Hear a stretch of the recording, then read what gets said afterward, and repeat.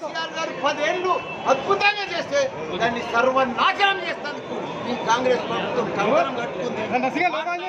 తిట్టుకుంటా పరిచేస్తులను నోటుకొచ్చినట్టు నిర్మాణం చర్య తప్పకుండా తిట్టినంటే నన్ను తిడితే నేను ఊకోవాలా? నన్ను తిడితే నేను ఊకోవాలా చెప్పు? నేను తిడితే నువ్వు ఊకుంటావా? అంతే ఇది కూడా తప్పకుండా ప్రజలు తిరగబడతారు. ఉద్యమం కేసీఆర్ గారు 10 ఏళ్ళు అద్భుతంగా చేస్తే దాన్ని సర్వనాశనం చేస్తానికి ఈ కాంగ్రెస్ ప్రభుత్వం కంకణం కట్టుకుంది. తిట్టుకుంటా పరిచేస్తులను నోటుకొచ్చినట్టు నిర్మాణం చర్య తప్పకుండా తిట్టినంటే నన్ను తిడితే నేను ఊకోవాలా? నన్ను తిడితే నేను ఊకోవాలా? చెప్పు? నేను తిడితే నువ్వు ఊకుంటావా? అంతే ఇది కూడా తప్పకుండా ప్రజలు తిరగబడతారు. ఉద్యమం కేసీఆర్ గారు 10 ఏళ్ళు అద్భుతంగా చేస్తే దాన్ని సర్వనాశనం చేస్తానికి ఈ కాంగ్రెస్ ప్రభుత్వం కంకణం కట్టుకుంది. తిట్టుకుంటా పరిచేస్తులను నోటుకొచ్చినట్టు నిర్మాణం చర్య తప్పకుండా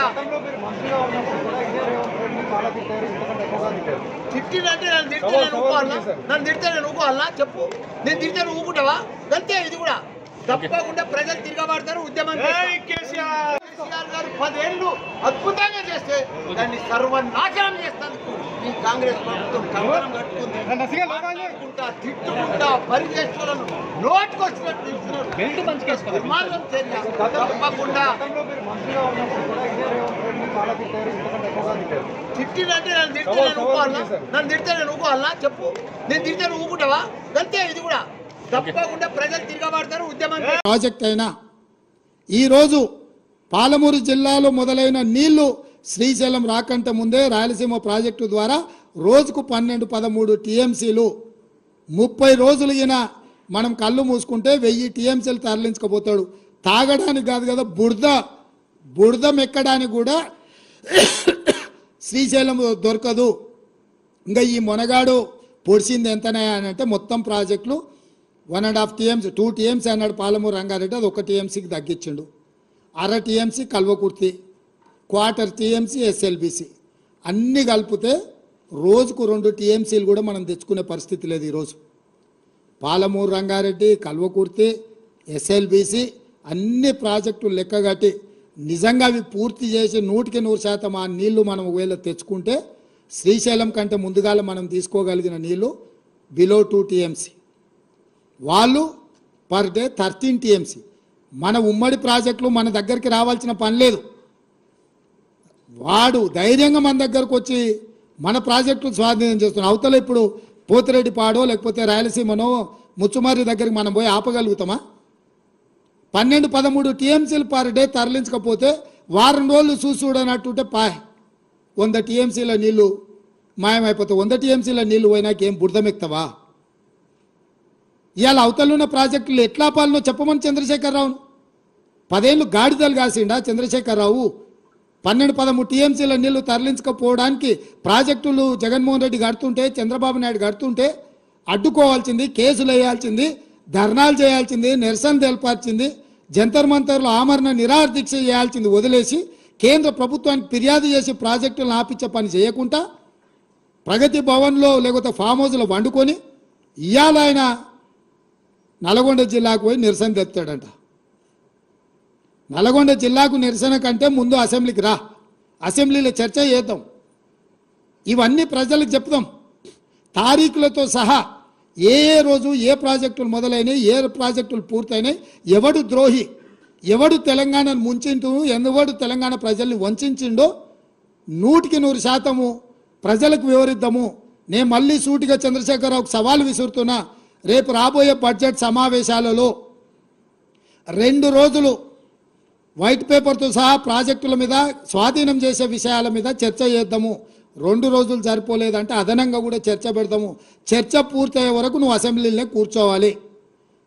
కాళ్ళు నొప్పి, కంటి నొప్పి, పంటి నొప్పి అని ఇంట్లో వండుకొని నువ్వు నాటకాలు వేస్తే నీ నాటకాలను ప్రజలు గమనిస్తలేరు అనుకోకు చంద్రశేఖరరావు. నీకు ఆడ నొప్పి లేస్తుందో మాకు తెలుసు. అధికారం పోయిన తర్వాత నీ నొప్పి ఆడలేస్తుందో తెలంగాణ ప్రజలకు తెలుసు. కాబట్టి వీటన్నిటిని దృష్టిలో పెట్టుకొని ప్రజల్ని కేసీఆర్ మళ్ళీ గందరగోళపరిచి మోసం చేయాలని నాటకాలు ఆడుతుండ్రు. నిన్న మన కొడుకు అల్లుడు బిడ్డ మాట్లాడిరుగా చిన్నగా చూస్తున్నాడు, చిన్నగా రంగంలోకి ఎట్లొస్తే బాగుంటుందా అని. నువ్వు రావాలి, చర్చ చేయాలి, మేము సిద్ధంగా ఉన్నామని చెప్పి మీ ద్వారా చంద్రశేఖరరావుకు తెలియజేస్తున్నాం. ప్రాజెక్ట్ అయినా ఈరోజు పాలమూరు జిల్లాలో మొదలైన నీళ్లు శ్రీశైలం రాకంటే ముందే రాయలసీమ ప్రాజెక్టు ద్వారా రోజుకు 12-13 టీఎంసీలు 30 రోజులు ఈయన మనం కళ్ళు మూసుకుంటే 1000 టీఎంసీలు తరలించకపోతాడు. తాగడానికి కాదు కదా, బురద మెక్కడానికి కూడా శ్రీశైలం దొరకదు. ఇంకా ఈ మొనగాడు పొడిచింది ఎంతనే అని అంటే మొత్తం ప్రాజెక్టులు 1.5 టీఎంసీ 2 టీఎంసీ అన్నాడు పాలమూరు రంగారెడ్డి, అది 1 టీఎంసీకి తగ్గించిండు.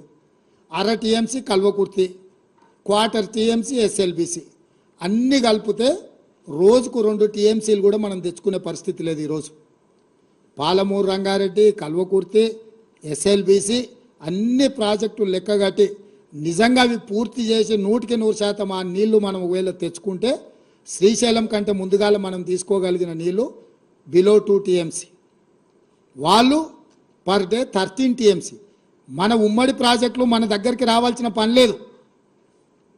వాడు ధైర్యంగా మన దగ్గరకు వచ్చి మన ప్రాజెక్టులు స్వాధీనం చేస్తున్నాం. అవతల ఇప్పుడు పోతిరెడ్డిపాడో లేకపోతే రాయలసీమనో ముచ్చుమారి దగ్గరికి మనం పోయి ఆపగలుగుతామా? 12-13 టీఎంసీలు పర్ డే తరలించకపోతే వారం రోజులు చూడనట్టుంటే 100 టీఎంసీల నీళ్లు మాయమైపోతాయి. 100 టీఎంసీల నీళ్లు పోయినాక ఏం బురదమెక్తావా? ఇవాళ అవతలున్న ప్రాజెక్టులు ఎట్లా పాలనో చెప్పమని చంద్రశేఖరరావును 10 ఏళ్ళు గాడిదలు కాసిండా చంద్రశేఖరరావు?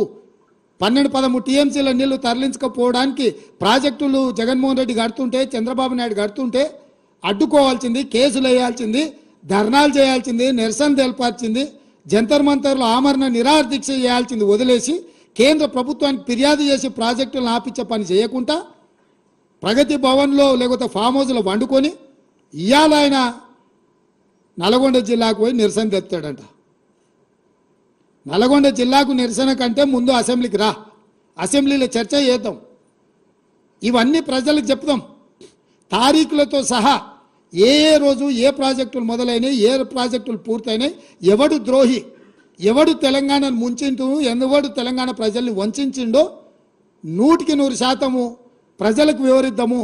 నేను మళ్ళీ సూటిగా చంద్రశేఖరరావుకు సవాల్ విసురుతున్నా.